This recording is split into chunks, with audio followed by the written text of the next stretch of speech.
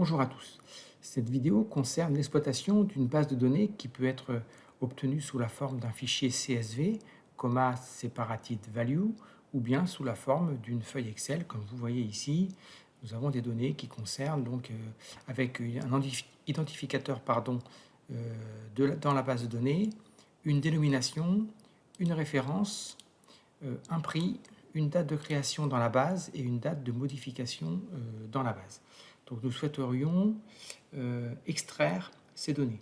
Alors cette vidéo porte sur 3 points. Le premier point, c'est comment effectuer donc, une extraction des données à partir de critères simples.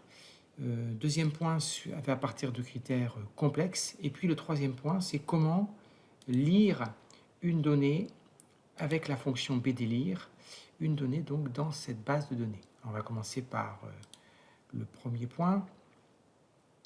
De quoi s'agit-il? Nous souhaiterions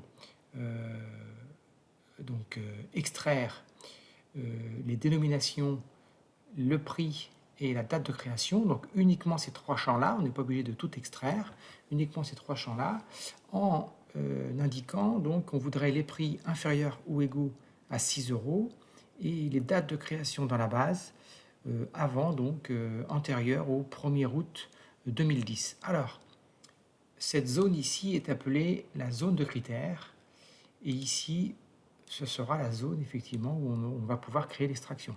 Vous voyez donc, je répète, on est capable de nommer les champs que l'on souhaite extraire, on n'est pas obligé d'extraire tous les champs, toutes les colonnes. Pour ce faire, nous allons utiliser dans le ruban Données, nous allons cliquer sur Avancer, donc il est indiqué dans l'infobulle, option de filtrage à l'aide de critères complexes. Alors, avant d'aller plus loin, je vous signale que j'ai nommé toutes les cellules de mon tableau, je les ai nommées avec le nom catalogue 1. Vous voyez, quand je sélectionne, j'ai toutes les cellules de mon tableau. J'ai pas mal de lignes, voilà, dans ce tableau, il y a 3787 lignes auxquelles je retire la première, donc 3786 lignes dans ce tableau. Donc ce tableau est sélectionné directement, je répète, grâce à la zone de nom catalogue 1 que j'ai créée avant de faire cette vidéo, pour vous indiquer. Donc ici, on va cliquer sur Avancer. Et Avancer, on a ce qu'on appelle le filtre avancé. On peut soit trier sur place, soit copier vers un autre emplacement. Moi, je vous conseille de copier vers un autre emplacement, de façon à ne pas détruire les données actuelles de départ. Donc, la plage de données, donc ça va être la plage A1F 3787, c'est-à-dire la plage qui est qui est surlignée en vert foncé ici, dont le contour est surligné en vert foncé. La zone de critères, eh bien, on va prendre tout ce tableau-là, donc avec le nom des champs, puisque Excel en aura besoin pour effectuer son tri, et donc les conditions qu'on a sur les champs. Et puis, copier dedans, donc on va sélectionner les 3 champs qui sont ici. Alors, le nom des champs, bien sûr, doit être absolument identique au nom des champs de départ, sinon Excel ne pourra pas faire la comparaison. Et donc, ça lui indique qu'on ne veut retenir finalement que ces 3 champs-là. Et on clique sur OK. Voilà, donc c'est immédiat. On a donc les dénominations. Bon, ici, certaines n'ont pas de dénomination dans cet exemple-là. On a donc les dénominations et les prix des produits qui ont été créés avant le 1er août 2010. Mais ça permettrait de voir justement dans la base si on a des produits dont la dénomination n'a pas été saisie, par exemple. Et donc les prix sont inférieurs à 6 €. Si je fais défiler, on a bien tous les prix ici qui sont inférieurs à 6 €. Donc je remonte. Alors, dans ce critère de recherche, on peut ajouter plusieurs critères. Quand on ajoute les critères l'un en dessous de l'autre, ça correspond à un ou logique pour Excel. Si on mettait inférieur à 6 ici ou supérieur à 3, donc ça donnerait donc tous les nombres et tous les prix donc, qui sont inférieurs à 6 € et supérieurs à 3 €. Donc c'est un ou logique quand on met plusieurs plusieurs lignes. Si on veut un « et » logique, en fait, il faut que les critères soient sur la même ligne, c'est-à-dire qu'on va devoir dupliquer la colonne prix. Donc ça, on arrive donc sur des critères plus complexes. Donc c'est le deuxième exemple que je donne ici. On voudrait par exemple, on a donc dupliqué la colonne, le champ prix. On voudrait tous les prix qui sont supérieurs à 10 € ou égaux et inférieurs ou égaux à 30 € avant le 1er août 2010. Et on voudrait également tous les prix, donc c'est un « ou », tous les prix qui sont supérieurs à 100 € et inférieurs à 250 €. Donc dès que c'est sur la même ligne, c'est un « et », dès que c'est sur deux lignes différentes, c'est un « ou », et toujours la même date. Donc vous voyez que la zone de critères a changé, il y a une ligne de plus, on peut faire autant de lignes que l'on veut dans la zone de critères, et puis je vais garder dans cette démonstration-là les mêmes champs, les mêmes 3 champs que je voudrais extraire qui sont ici. Donc on va le relancer, donc je reclique sur avancer. C'est toujours ce tableau-là qui est à trier, bien sûr. La zone de critères, on va prendre cette fois-ci, alors toujours les champs, bien entendu, et les 2 lignes que voici. Sinon, les 2 critères ne seraient pas interprétés.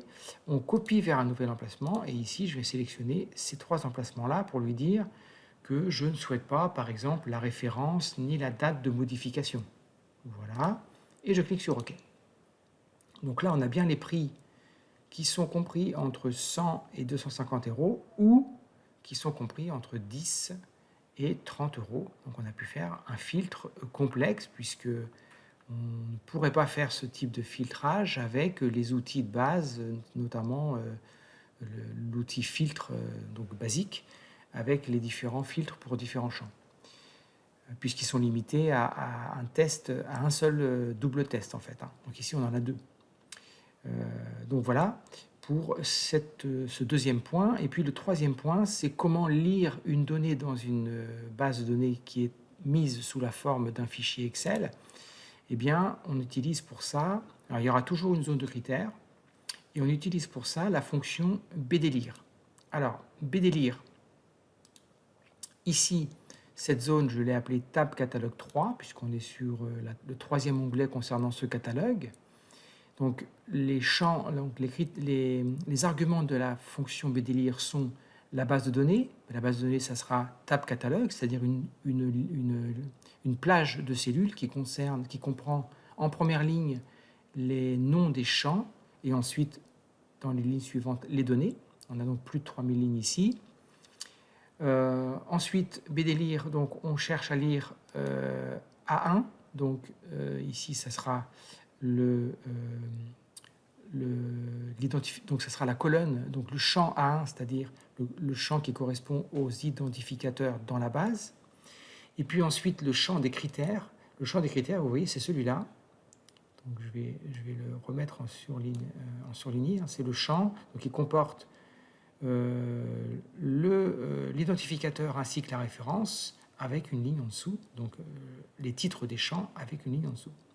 Si on fait OK, eh bien, pour une référence donnée, il va trouver automatiquement l'identificateur, la dénomination, la référence, ben c'est la même, bien sûr, et puis le prix. Alors, comment j'ai fait pour les autres formules? Eh bien, vous voyez ici, le A1 va devenir B1, puisqu'on va lire les dénominations, et c'est correspond au champ qui se trouve dans la colonne B1.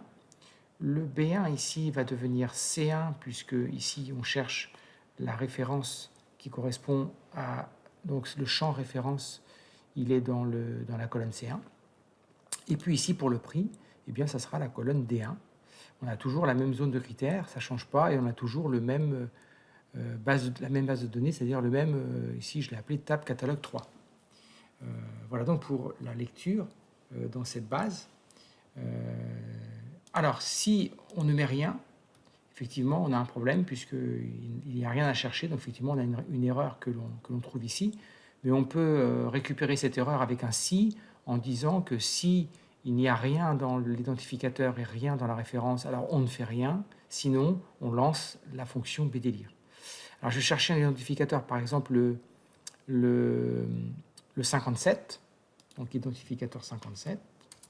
Et là, on retrouve bien pour le 57 ici les 10 ampoules à 6,16 €, donc 10 ampoules à 6,16 €. Donc voilà, ça permet une lecture. Donc on peut faire un petit logiciel avec des zones comme ça où l'utilisateur va chercher dans la base un article, même si la base comporte des milliers d'entrées, on pourra lire comme ça.